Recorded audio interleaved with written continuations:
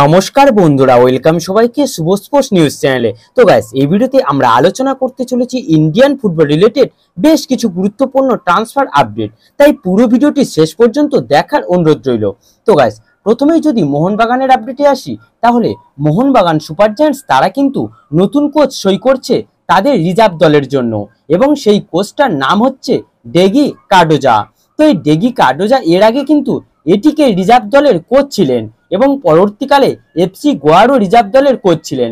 আর Deggie কার্ডোজা young প্লেয়ারদের নিয়ে খুব ভালো কাজও করে দেখিয়েছে যখন সে গোয়ার কোচ ছিল।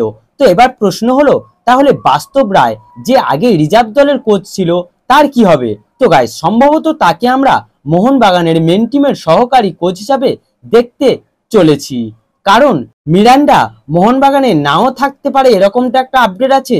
তাই সেই জায়গায় এই বাস্তব রায়কে আমরা দেখলেও দেখতে পারি। তো এরপরে তোমাদের যে আপডেটটা দিতে চলেছি সেটাও কিন্তু মোহনবাগানকে নিয়ে।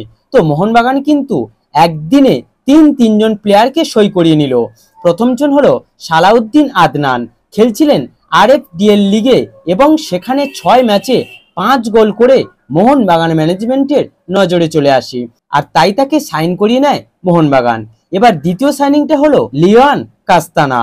তো এই প্লেয়ারটি কিন্তু মূলত একজন ডিফেন্ডার এবং গোয়ার একজন উঠতি ফুটবল প্রতিভাও বলা চলে।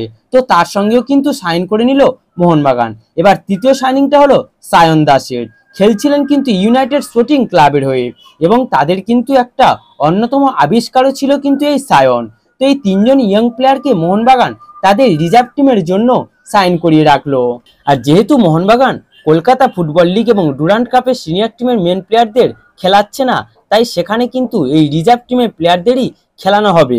তাই মোহনবাগান তাদের রিজার্ভ টিমটাকে আরো শক্তিশালী করতে চাইছে, আর তাই মেন টিমের প্লেয়ারদেরকে আরো বেশি করে ACL2 ISL এই সব লিগগুলিতে ফোকাস করাতে চাইছে, কারণ সব লিগে যদি পেত্রাতসদের মতো প্লেয়ারদের খেলানো হয় তাহলে তাদের চোট আঘাত পাওয়ার সম্ভাবনাটা অনেকাংশে বেড়ে যায়।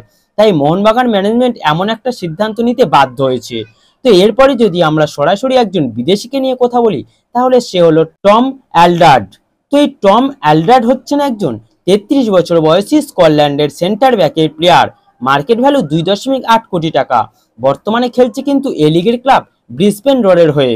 তো এই ব্রিসবেন রোডের হয়ে 2024 এই জুন মাসেই কিন্তু তার চুক্তি শেষ হয়ে যাচ্ছে।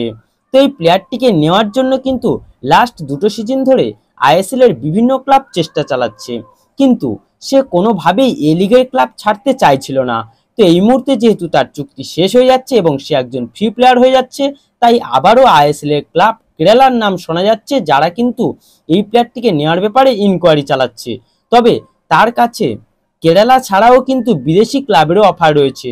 তো দেখা যাক শেষ পর্যন্ত আদৌ সে ISL এ আসে নাকি বিদেশি কোনো ক্লাবে যায়। তো গাইস, এই ভিডিওতে এই আপডেটগুলি জানানোর ছিল। যদি ভিডিওটি ভালো লেগে থাকে তাহলে অবশ্যই লাইক ও সাবস্ক্রাইব করে দিও।